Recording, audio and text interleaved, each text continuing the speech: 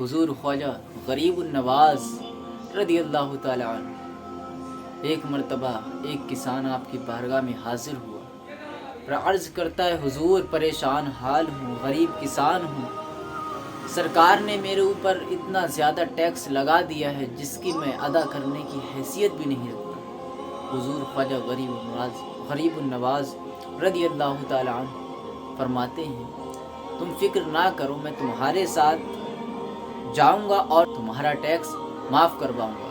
حضور خواجہ غریب النواز رضی اللہ تعالی عنہ اس کسان کے ساتھ دہلی روانہ ہو جاتے ہیں، اور جب وہاں پہنچتے ہیں تو حضور خواجہ غریب النواز رضی اللہ تعالی عنہ کے خلفاء اور آپ کے مرید جب آپ کو دیکھتے ہیں تو کہتے ہیں حضور آپ ہمیں اطلاع تو کر دیتے، آپ ہمیں خبر تو دے دیتے کہ آپ آ رہے ہیں، اگر ہمیں پتہ نہ لگتا کہ آپ آ رہے ہیں تو ہم آپ کا استقبال کیسے کرتے؟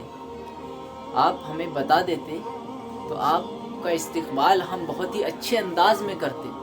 حضور خواجہ غریب النواز رضی اللہ تعالی عنہ ارشاد فرماتے ہیں میں اس لیے آیا ہوں تاکہ یہ کسان بہت ہی مجبور ہے، لاچار ہے، غریب ہے، اور اس پر سرکار نے اتنا ٹیکس لگا دیا ہے جسے یہ ادا کرنے کی حیثیت نہیں رکھتا ہے۔ آپ کے خلفاء عرض کرتے ہیں حضور اگر اتنی ہی بات تھی تو آپ ہمیں ایک خط لکھ دیتے، آپ کو اتنی دور سے یہاں دہلی، راجستھان سے دہلی آنے کی کیا ضرورت تھی؟ حضور خواجہ غریب النواز رضی اللہ تعالی عنہ فرماتے ہیں بے شک صحیح بات ہے، اگر میں خط لکھ دیتا تو اس کسان کا تو کام ہو جاتا، لیکن میں اس کسان کے ساتھ راجستھان سے یہاں دہلی تک آیا ہوں، اور میرے اس آنے کی وجہ سے اس کسان کا دل جو خوش ہوا ہے، اس خوش ہونے کے مرتبے کو تم جانتے ہو کہ اللہ کی بارگاہ میں اس کا کیا مرتبہ ہے۔ بے شک جب کسی مومن کا دل خوش ہوتا ہے تو میرا رب بہت زیادہ خوش ہوتا ہے۔ اللہ اکبر۔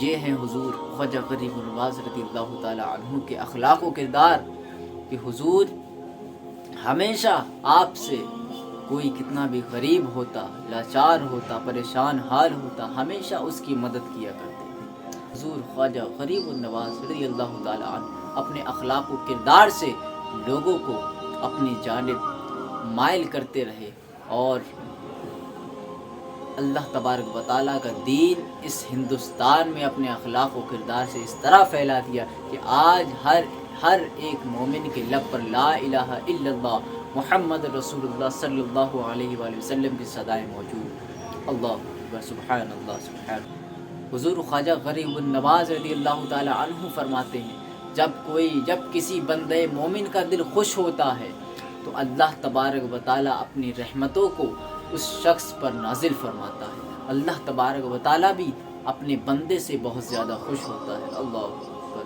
حضور خواجہ غریب النواز صرف کرامتوں کا نام ہی نہیں ہے، بلکہ آپ کا اخلاق و کردار ایسا تھا کہ جب آپ سفر کرتے تھے نا، تب لوگ آپ کے سفر کو دیکھ کر، آپ کے چلنے کے طریقے کو دیکھ کر ہی کلمہ پڑھ لیا کرتے تھے۔ اللہ اکبر۔ یہ ہیں خواجہ غریب النواز۔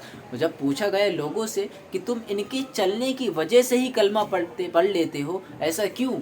لوگوں نے کہا جب ان کا چلنا اتنا نرالا ہے، جب یہ بولتے ہوں گے تب تو ان کے زبان سے پھول جھڑتے ہوں گے، جب یہ لوگوں کی مدد کرتے ہوں گے تب کسی کو چھوٹا یا بڑا نہیں سمجھتے ہوں گے، بلکہ غریب کو بھی اسی مرتبے میں رکھتے ہوں گے جس مرتبے میں امیر کو رکھتے ہیں۔ اللہ اکبر۔ یہ اخلاق و کردار ہمارے خواجہ غریب النواز رضی اللہ تعالیٰ عنہ۔ تو افسوس کی بات ہے کہ آج ہمارے درمیان ایسے اخلاق و ایسے کردار، ایسی باتیں ہمارے درمیان بالکل بھی نہیں پائی جا رہی۔ کیوں نہیں پائی جا رہی؟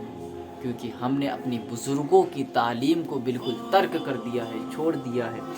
آج ہم اس لیے اتنے پیچھے ہو گئے ہیں کیونکہ نہ تو ہمیں اپنی بزرگوں کی تاریخ معلوم ہے، نہ ہی ہم انہیں پڑھتے ہیں۔ پڑھیں گے کیسے جب ہمیں پڑھنا ہی نہیں آتا؟ اللہ اکبر۔ ہم اپنے بچوں کو ڈاکٹر، انجینئر تو بناتے ہیں، بے شک بنائیں، اچھی بات ہے، لیکن انہیں دینی تعلیم بھی دیں تاکہ وہ قرآن کریم پڑھ سکیں، سمجھ سکیں، حدیث سمجھ سکیں، حدیث کو پڑھ سکیں، اور آپ کے گھر کے ماحول کو سدھار سکیں۔